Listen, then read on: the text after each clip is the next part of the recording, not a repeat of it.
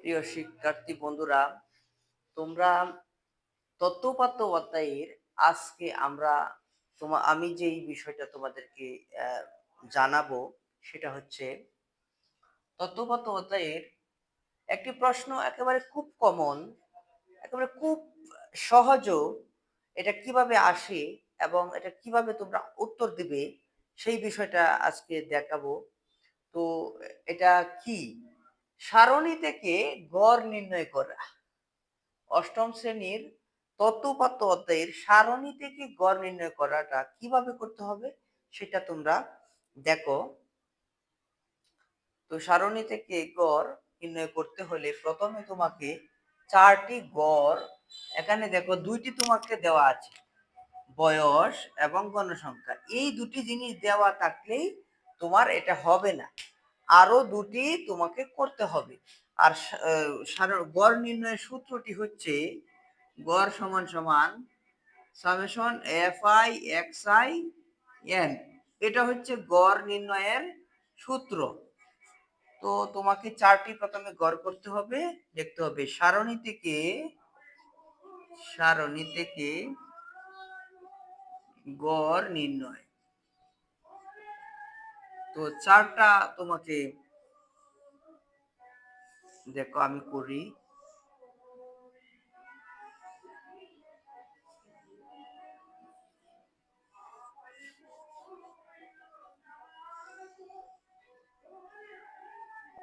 এখানে হচ্ছে বয়স, এই যে এই বয়স। এখানে হচ্ছে গণসংখ্যা, এখানে হচ্ছে গণসংখ্যা। গণসংখ্যাই হচ্ছে এফ আই। গণসংখ্যাই কি? F I. আমি এখানে ছোট করে লিখে দিচ্ছি, গণসংখ্যা হচ্ছে এফ আই। একটা একটা দুটা তিনটা চারটা, আর একটা বাড়তি লাগবে, 2 3 4 5। তো আমরা এটা লিখে দিচ্ছি 20 থেকে 29, 30 থেকে 39, 40 থেকে 49 এবং 50 থেকে 59।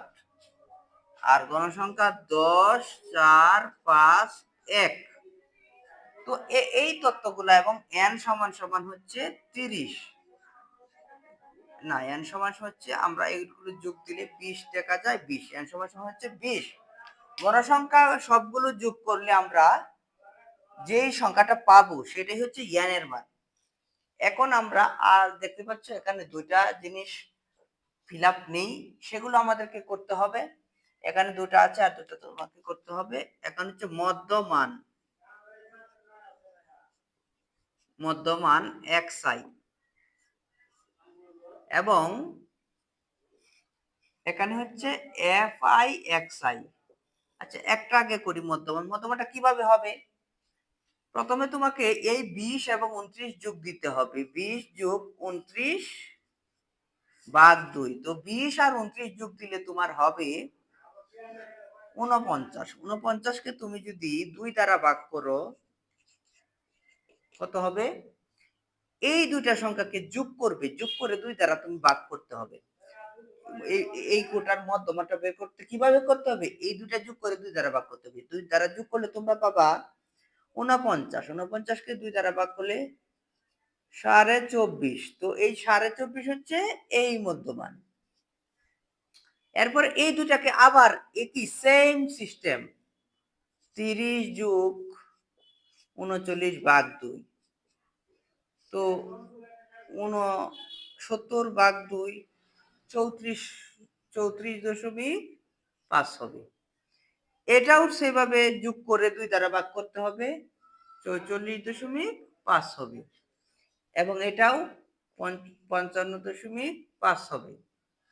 এখন তোমরা বলতে পারো যে এখন আমরা এফ আই এবং এক্স আই এটা আমরা কিভাবে লিখব।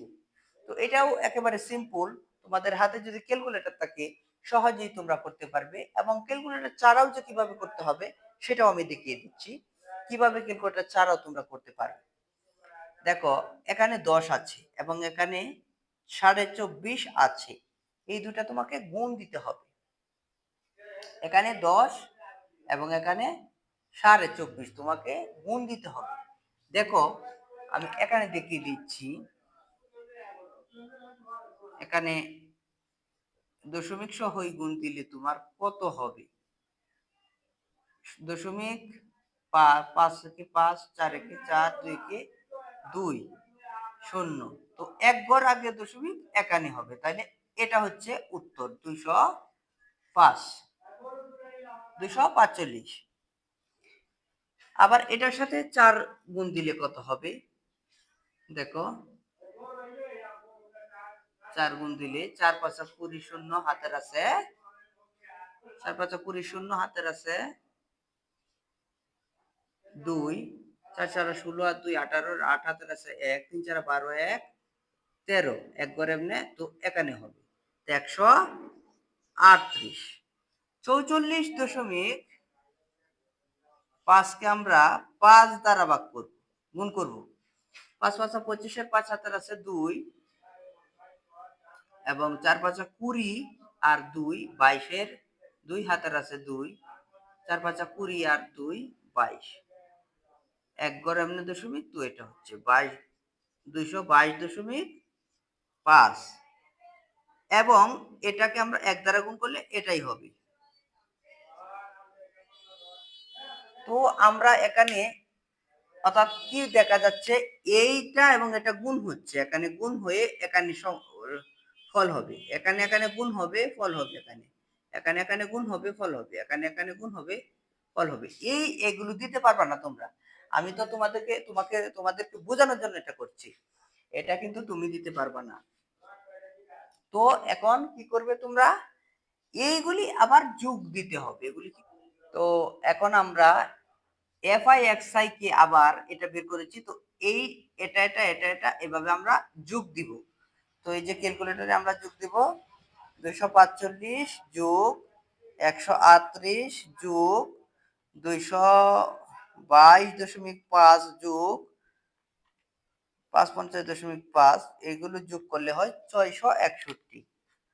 661, এটাই হচ্ছে সামেশন এফআই এক্সআই, এটা সামেশন এফআই এক্সআই হচ্ছে 661। তো আমরা এই সারণী থেকে যে তথ্য পেলাম, এখান থেকে আমরা এফ আই এগুলো যোগ করলে এন বের করেছি এবং মধ্যমান আর এফ আই অর্থাৎ এক্স আই এফ আই গুণ করে F I x I K যোগ করে summation F I x I বের করেছি। তো আমাদেরকে সূত্র তো তাই চেয়েছে, সূত্রতে দেখেন, দেখো এখানে আমরা এটা উপরে মান বসাবো 600 এটা আর নিচে 20। তো আমরা এই 661 ভাগ 20 করলে হবে 33.5, এটাই হচ্ছে গড়। তো আমাদেরকে গড় কিভাবে নির্ণয় করতে হবে, সারণী থেকে গড় আমাদেরকে সর্বপ্রথম চারটা কুটা তোমাদেরকে তৈরি করতে হবে। এই চারটা কুটা থেকে তোমরা দুইটা তথ্য পাবা, একটা হচ্ছে সামেশন এফআই এক্সআই এবং এন এর মান। তো তোমরা যদি সামেশন এফআই এক্সআই বের করতে পারো এবং এন এর মান বের করতে পারো, তো এই দুটা মান বসিয়ে ভাগ করে দিলেই হবে গড়। আমরা আগামী ক্লাসে একটা জিনিস শিখবো, একেবারে সহজ, ক্রমযোজিত গণসংখ্যা কিভাবে নির্ণয় করতে হয়, সে বিষয়টা আমরা আগামী ক্লাসে জানবো।